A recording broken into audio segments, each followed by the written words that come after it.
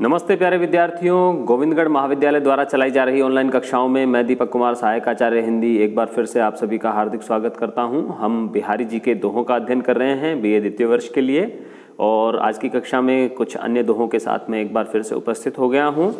आज के दोहों में देखते हैं कौन से दोहे आते हैं हमारे पास। हम अध्ययन करेंगे इन दोहों का। और देखिए ये दोहा जो है, हाँ ये दोहा देखिए, शीस मुकुट कटि काछनी कर मुरली उर्माल इहीं बानक मो मन बसो सदा बिहारी लाल। ये भक्ति भाव का दोहा है, भक्ति रस से संबंधित दोहा है, और इसमें श्री कृष्ण के स्वरूप के प्रति आसक्ति व्यक्त करते हुए उन्होंने श्री कृष्ण को अपने मन में सदैव निवास करने के लिए कहा है, प्रार्थना की है, अनुरोध किया है, निवेदन किया है। और देखिए कैसे कर रहे हैं कि शीस मुकुट की, जिस श्री कृष्ण के सिर पर मुकुट है, कटी काछनी कमर में, कटी का मतलब है कमर और काछनी का मतलब है पीला वस्त्र जिसकी कमर में बंधा हुआ है, कर मुरली और हाथ में मुरली है, उर्माल और हृदय पर माला सुशोभित है, इहीं बानक मतलब इस बाने में, इस सज धज में, इस वेशभूषा में, मो मन बसो सदा बिहारी लाल, मेरे मन में हे बिहारी लाल, हे श्री कृष्ण सदैव निवास करो। मेरे मन में इस बाने के साथ, इस वेशभूषा के साथ, इस सुंदर स्वरूप के साथ मेरे मन में सदैव निवास कीजिए। यहाँ पर बिहारी लाल ने अपना नाम भी दे दिया है और श्री कृष्ण को भी बिहारी के नाम से ही संबोधित किया है, तो श्लेष अलंकार यहाँ पर है और ये भक्ति रस का दोहा है। आगे बढ़ते हैं, देखिए ये दोहा और देखते हैं इसमें। हरि छवि जल जब ते परे तब ते छन बिछुरैन, कि जब से हरि की छवि रूपी जल में, जब से हरि की छवि जब ते परे तब ते छिन बिछुरैन, मेरा जो मन है, मेरे मन रूपी जो गागर है, मेरे मन रूपी जो घड़िया है, जब से वह हरि की छवि, हरि के सौंदर्य रूपी जल में जब से पड़ी है, तब से वह उस सौंदर्य रूपी जल से बिछुड़ना नहीं चाहती। मेरा मन रूपी जो गागर है, मेरा मन रूपी, एक मन को एक घड़े का रूप दिया गया है कि मेरे मन को, जैसे कि घड़े को हम जल में डालते हैं और डाल करके उसमें से जल निकालते हैं, यहाँ पर उसी प्रकार का एक बिंब बनाया गया है, चाक्षुष बिंब है यहाँ पर।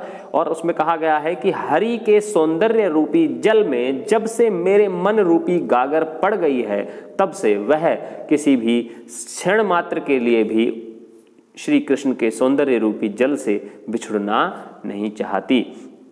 भरत ढरत बूढ़त तरत रहत घरी लो नैन, तो मेरे जो नेत्र हैं, मेरे नेत्र रूपी जो घड़ा है, मन रूपी नहीं, नेत्र रूपी जो घड़ा है, वह सदैव या तो भरा रहता है या ढरत यानी कि उसमें से पानी बह जाता है।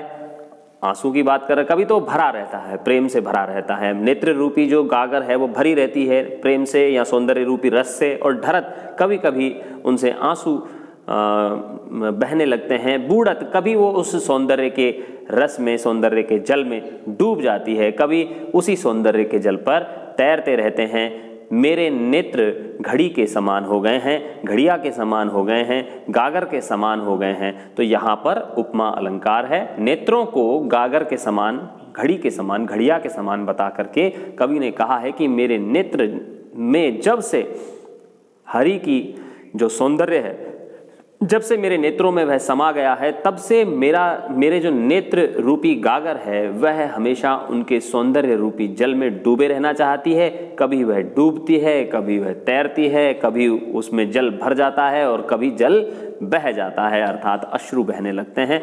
तो यहाँ जो प्रेम की जो दशाएं हैं उनका वर्णन कवि ने नेत्रों के माध्यम से किया है।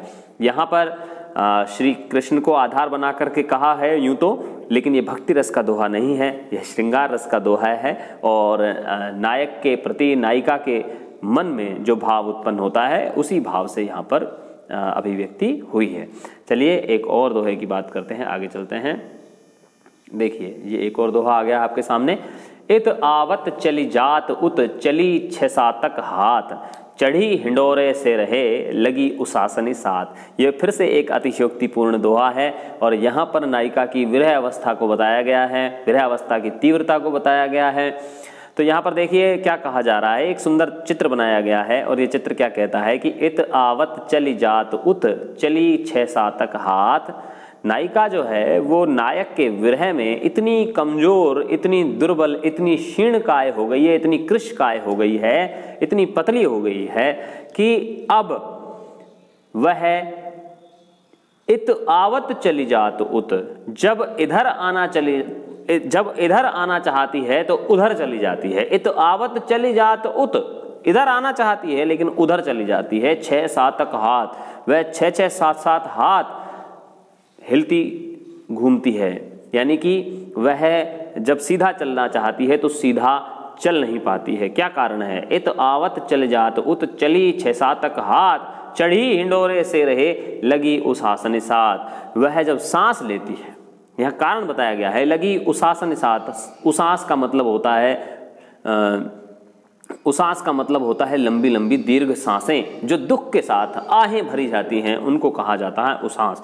तो जब नायिका आह भरती है, तो जब वो भरती है तो पीछे चली जाती है और जब छोड़ती है तो आगे चली जाती है। और इस तरह ऐसे लगता है कि नायिका विरह के झूले पर हमेशा चढ़ी रहती है और 6-6 7-7 हाथ आगे पीछे हिलती रहती है।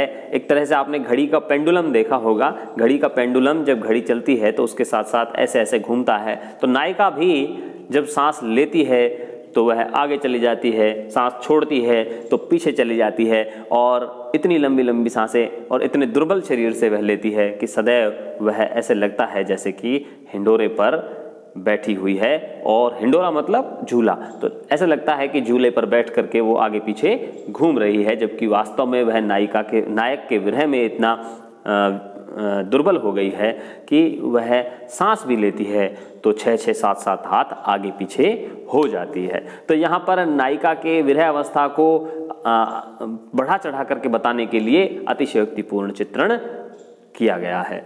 चलिए बहुत बहुत धन्यवाद, आपका आभार, शुक्रिया।